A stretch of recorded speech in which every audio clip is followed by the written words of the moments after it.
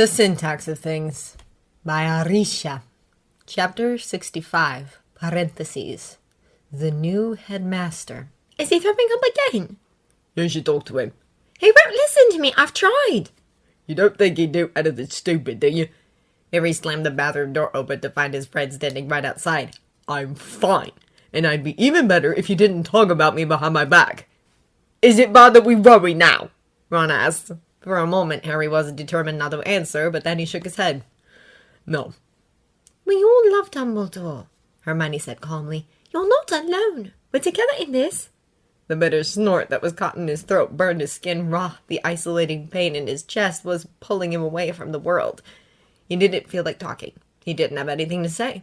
It was unexplainable how a pain that wasn't physical could be so intense. How it could rip apart a person's soul and have it rot and stink of humiliation and self-disgust. Putting on a brave face, he folded his arms on his chest and leaned against the wall. He was aware of how bad he probably smelled. The bandages on his arm old and caked with blood that had dried days ago, his hair greasy and his shirt coated in sweat. He didn't care. I suspect, he said with some effort, that Dumbledore feared this might happen. He hadn't talked to his friends in almost a week, and voicing this thought now sickened him. The fall of Hogwarts, I mean. I must continue what he began, or else his death is pointless. I believe he disclosed so much last year exactly because he suspected I would have to continue without him eventually. Horcruxes? Ron asked. Harry nodded. We're with you, Hermione said. He needed to do something, anything to get these thoughts out of his head, to stop his body from aching and making him dizzy, reminding him how stupid he'd been. Fool, a voice said in his mind over and over again, and it was his voice, and Harry could do nothing but listen to it and agree because he was, indeed, the greatest fool he'd ever known. He never thought he'd be able to hate himself this much. The blinding hate he felt when he stood in front of the mirror was something he couldn't deal with. His reflection unhinged him, so stupid and laughable that it was. I don't want you risking your lives for me. And what are we supposed to do then? Go back to Hogwarts? You're stuck with us, Harry. We're not going anywhere, Hermione said. She clutched the small book she had received from Kingsley in her hands, her knuckles going white. Any progress with that? Harry asked, rubbing his face. Hermione extended her arm, offering him the book. Harry stared at it. He was too tired to take it. He wanted to sleep. I'm afraid not. Kingsley strengthened the wards before we left in case Snape tries to break in. You should have talked to him. He expected to see you. Harry nodded. He wasn't interested in seeing Kingsley. Not now and not ever. What for? To have him confirm that what he saw was real? To rub fags on his face? Sleeping was better. Locking himself into Sirius's old bedroom was better. He got a hold of Dumbledore's will before the news broke, you know. It's a miracle he found it so quickly. An hour later and he could have been captured. Yeah, great job, tell him. Harry looked away. A book, a snitch, and a lighter. We need to get the sword too. It belongs to you now. Yeah. Harry's voice quivered. He could feel the lump on his throat expand and choke him. Nothing seemed important anymore. The only thing that mattered now was to kill Voldemort. Oh, Harry, Hermione said, but Harry bolted away as she approached him. Realizing too late that she had developed an entirely unwanted sympathy towards him, he didn't know how to avoid her hugs and pats on the back anymore. Rudely, it seemed to be the only way. He didn't need anyone's pity. No one understood. No one was going to. And all Harry needed was to be left alone. Let's go, he muttered before rushing to his room. You shouldn't have talked to him like that, Hermione told him. He deserved it. What he deserved was some understanding. He was just trying to be helpful, and you insulted him. He regrets marrying Tonks. Isn't that what he said? Harry brought the teapot to the table and poured some hot chocolate into Hermione's mug. He filled Ron's and his own, too, taking a seat next to them. Spelling the pantry closed, Ron left him his wand next to Harry's and tasted his chocolate. I'm sure he loves her, Ron said. He does, right? Well, he doesn't love her enough, Harry muttered to his mug. Remus had departed from Grimmauld Place in exasperation, slamming the door behind him and even forgetting his jacket in the kitchen. It wasn't anger as much as it was disappointment, Harry supposed. Remus was offended and heartbroken, offended by the fact that Harry refused to disclose what Dumbledore had been searching for, heartbroken by the bluntness with which Harry turned him down when Remus offered to join them. Ridiculed by being left out. It was the only way. Harry couldn't share what Dumbledore had intended for him to keep a secret. Remus would leave Tonks if Harry wanted him to. He'd leave her pregnant and alone so Harry could have another guardian walking on the front line for him. It was revolting. It somehow wounded Harry's view of this world even more. He'd never known family, but he knew what family love could do. He was, if anything, the product of it. The proof of it. His parents had died so Harry could live. Harry wished they hadn't. Allow him, he said to his lap. Chocolate just didn't taste the same anymore, and he vaguely wondered if the house elves back at Hogwarts brewed it still as nice as they used to. He remembered the food, tasty and plenty. He imagined the elves slipping poisons into the soup kettles, rebelling for the sake of killing the new master. So Harry shivered at how much the thought pleased and disturbed him at the same time. My dad and Sirius wouldn't want Remus to abandon his wife and kid to look after me, you know. And I'm not going to let him do it either. Besides, we can't take him with us. My promise to Dumbledore was to tell no one. Hermione nodded crestfallen as Harry had never seen her before. People are in a hurry to get married for all the wrong reasons, Ron said suddenly and shrugged his shoulders at the suspicious look Hermione gave him. Mom says so, he added. It's not like that, Harry said. I've seen how people have treated Remus in the past. I've seen it. People avoiding to touch him or to even look at him. I've seen him extend his hand to greet someone and then just standing there. He's been an outcast for too long. Maybe... He couldn't believe his own thoughts. He couldn't believe the bitterness nesting in them. This wasn't him. This wasn't how he used to see things. Maybe he's just desperate to belong or something, or... I don't know. That's mean, Ron said. And we're all outcasts here, aren't we? Yeah, Harry said stupidly, not knowing how to take back the awful things he'd told Remus. He wondered if the man would even want to talk to him again. Yeah. You were stressed, Hermione reassured him. He'll understand. Just owl him soon. Speaking of, Ron said, I'll owl Mum. This safe for the time being. Harry took another sip of his chocolate, and it tasted like boiled water and dirt. He didn't look at Ron. Mum and Dad want Ginny out of Hogwarts, but it'd be too risky now. Snape would only target her further. It was an unnatural silence, the one that followed. It gnawed Harry's insides, and he yearned for something to be told. Anything! So he emptied his mug in a loud gulp and hoped that his temper wouldn't give him away just now. The air was thick with dust, reminding him once again that Creature was too old to take care of this house. Shafts of light burst through gaps in the boarded-up window and hit the velvet curtains. The sudden humming of the refrigerator relieved Harry strangely, dragging him away from his stillness. I must visit my parents, Hermione announced abruptly, her shoulders squared. I'm going alone. She stood up a little too quick, and before Harry could ask her what for, she was gone. The Daily Prophet floated across the room, and Harry only breathed again when he heard it drop into the bin. He was a worm on a hook, waiting to be eaten alive by Voldemort's men and their apprentices. All over the front page, his photo, his name, his life. Incriminated for Dumbledore's death, for fuck's sake! As though there weren't witnesses! As though the Ministry didn't know that it was Snape who done it! There were things to be done, few places to hide, and time was running out. Harry didn't know how to respond to Ron and Hermione's questioning looks anymore. They had questions about Dumbledore's plan. He had no answers. The only truth was that he had no clue. There was no plan. He had no idea what to do. For the greater good, whatever that was, Harry was willing to kill and die, willing as ever, yet not ready at all. He doubted that he'd ever be. The icy wind brushed his face and enclosed the window loudly, the wooden casement creaking against its lock. He breathed out a sigh and pretended to not hear Ron sharing jokes with Hermione downstairs. It bothered him, deep down, but he couldn't tell why. He let it go, and he noticed that Umbridge's ugly scar on his hand had grown blood red again. It always happened when the weather was cold like that. He wished they had some wood for the fireplace. Harry seated himself on the window ledge and took in the sight of the sullen town that lay before him. The night was awfully stretched, and as Hedwig hooted next to him, he decided to not think about a safe house. He let the moments pass as the wind outside became wilder, just like Hermione's sweet laughter.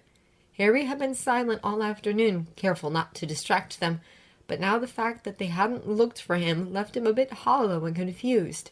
Their most powerful weapon was none other than their trust, their loyalty to each other. But Harry wasn't sure he could trust anyone anymore. The mere fact that he had second thoughts about his own friends, the best friends he could ever ask for, caused his stomach to swirl mercilessly. Dumbledore should have seen it coming. Harry, too.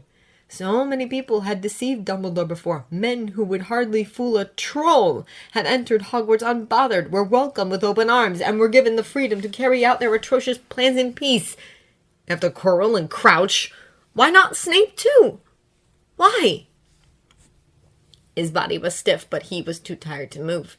He finally closed his eyes, and at the sound of another giggle, he knew he would be getting no sleep tonight. "You have become rather predictable, Minerva. You may leave," Severus said as he approached the bed McGonagall was sitting on. In her arms, a small girl was sobbing quietly, tears running down her face. Poppy hurried to them as soon as she saw them, shoving a glass vial into the girl's trembling hands. "I'm afraid I won't, Severus. You see, Miss Foley here was to be taught the counter-curse theory today, a theoretical lesson if you recall, but it seems that apparently my new colleagues have an entirely different teaching approach in mind." Her blatant disregard for his warnings to keep herself out of trouble was not something Severus could fight. God knew he'd tried, but then again, God knew why Severus was not to be respected too. When he began his sorry career at Hogwarts 16 years ago, he was happy to disappoint them all, happy to sneer back at their sneers, to tease their open distrust, to aggravate their disapproval. Raising an eyebrow at Minerva now, who used to scold and advise and guide him since he was barely a teenager himself, required a mental strength that left his chest empty from all emotion but shame. Thankfully, no one could tell. "What is the matter?" he asked, entirely convinced that he'd prefer not to know. Minerva narrowed her eyes, her chin tilted up as her soothing hand squeezed the child's shoulder protectively. "Your newest additions to the curriculum had fifth-year students train on the unforgivables upon first years. Advanced Dark Arts, you call it now, is that right?" Severus stared. Minerva stood up, helping the girl lie down on the bed. He was aware of movement around him as Poppy pulled the bed curtains close, and didn't spare him a single look as she returned to her paperwork. "I want you to stay out of it," he told Minerva coldly once Poppy was gone. The terrifying humming of the girl's cries was piercing his brain. "Am I not allowed to escort my own students to the infirmary?" she asked casually, and Severus didn't have a mind to respond dismissively. More people putting themselves in danger while they shouldn't, more old friends silently wishing his death, and more students being tortured and traumatized for life because of him, and because of his delirious commitment to follow the dead bastard's impossible orders. Keeping calm while committing murder wasn't meant to be so easy. Breaking into childish sobs right after, locked in a filthy bathroom stall with a nosy ghost crying somewhere nearby too, wasn't meant to be so painful either. This now was the worst of it all. His fingers, which he hadn't realized were clutched mercilessly behind his back, relaxed as his mind worked over the damage control he was yet again required to inflict. "You are not, and you shall not come here again without my permission. Poppy is fully capable of taking care of her patients without your undoubtedly considerable assistance." He took a step closer, and he could see Minerva's shoulders tensing up despite the proud glare she was granting him with. "This is the last time I'm asking you kindly. There are other ways to enforce discipline, and I won't hesitate to use them if I deem it necessary. Is that clear?" Her eyes hardened at that, and there was a sparkle of pure hatred in them. "This has been perfectly clear already, Severus. Yes." "We all report to someone," he said stupidly, having no idea why he continued this farce instead of leaving. "Some of us, to our conscience," Minerva replied, taking a seat next to the girl's bed. "Very well. You shall face the consequences, then." The go-ahead nod of her head was enough to have him stride out of the infirmary, gritting his teeth and mentally cursing her to pieces as he made his way to his new office. The portraits were spelled asleep as soon as he slammed the door behind him, leaving conscious only the one next to the dark medieval desk. "Is everything okay, Severus?" Severus slumped onto the chair, kicking at the underside of the desk with all his might before resting his head on his hands. Okay, did it begin to describe it? Brilliant it was. Breathtaking.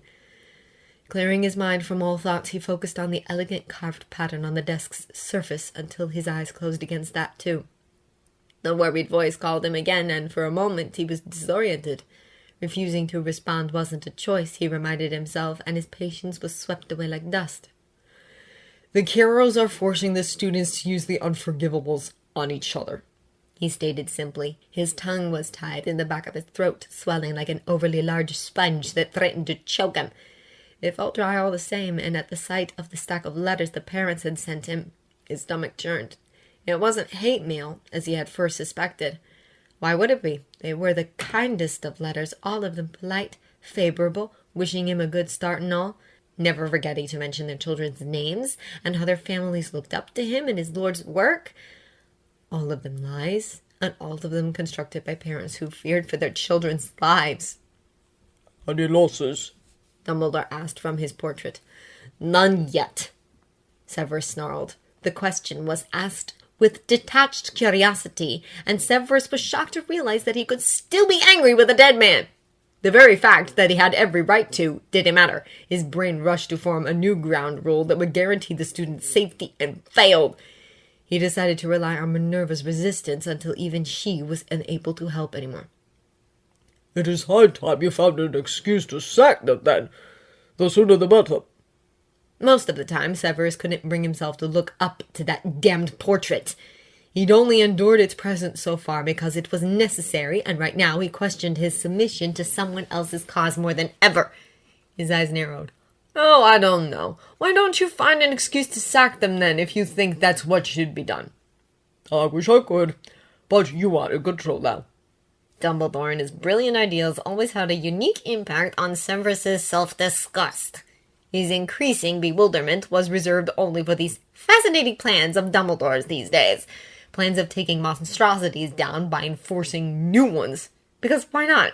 He'd come this far. He'd done the job. He'd killed the man. He'd thrown it all into the trash. It still wasn't enough. Life still demanded more from him. But life was now transforming into a horror he highly doubted he could manage. Being pleased with non-existent progress towards nothing in particular was not his thing. But what his thing was didn't really matter anyway, ever. He was driving himself mad. He felt like the scum of the earth and was certainly treated like one too. The very people he'd spent all his life with now looked at him as though he was some depraved, grimy thug. He damned his breathlessness and feared that any moment now he'd drop character. He'd give up. He was getting closer to it every time someone got hurt, every time a student broke down before him or a colleague avoided acknowledging his presence in the room. And to think that all of these people had seen at some point of their pointless lives Dumbledore's cursed hand was just beyond him. Uneducated, all of them completely and utterly stupid. Any news from Harry? At the mention of the name, Severus's heart skipped a beat. He choked on his self-reproach, and he pressed his mouth shut to keep himself from swearing. There were spite in his chest and resentment, the two most obvious clues that Harry Bloody Potter had rubbed off on him. There are rumors that he broke into the ministry. I can't know for sure. He's most likely alive. And suddenly Severus couldn't hold back anymore. He wanted out. Out! Out! He wanted to strip off the mask of the heartless bastard everyone thought him to be, and Dumbledore had forced him to become. You should have kept him out of this, he snapped. We've discussed... Yes. And where did it leave them? Nowhere. And when had anything Severus ever said been taken seriously? Not once! He's not alone, Severus. Of course he was. Of course he was. But the evil he had inflicted upon the boy by taking away his last bits of trust and happiness was not something he could share. It just happened that soothed him at times of sleeplessness had gone numb inside his mind, and the fact that he hardly regretted laying his hands on him did not make it any better. He vaguely wondered for the millionth time if Harry's pain would have been any more tolerable had Severus kept a respectable distance until the end. If he hadn't gone as far as to love him. He'd do it all over again, if he could, and he'd change nothing. He'd go back and fuck Harry senselessly in every possible position until both of them collapsed and lost their minds from the exhaustion. He'd do it sooner. He would never let him walk out of his chambers that night. He snorted to himself, shaking his head at how he had indeed become a dirty old man, at how he regretted staying away more than he regretted having not. He could deny it all day long if he wanted, but he was sure of it at nights without a trace of doubt, when he'd catch his fingers searching for something that wasn't there, when his body would roll onto nothingness and his cold limbs would freeze in the middle of reaching out. At nights, annoyance would meddle into his mind along with a strange sadness he could only describe as nonchalance. Nonchalance towards everything but Harry. Such absurdity. The world was collapsing around him, and he was still thinking of that damn boy. He'd lost his mind. Suddenly being concerned about the well-being of someone who was doomed to die young and betrayed was too melodramatic. He released his breath and opened a long drawer, taking out a feather quill and a scroll. One would have expected you to have fewer requests of me once in the afterlife, Severus muttered to Dumbledore as he dipped his quill into a shiny bottle of dark ink. Restrictions and regulations written inside by Headmaster Severus Snape, he wrote.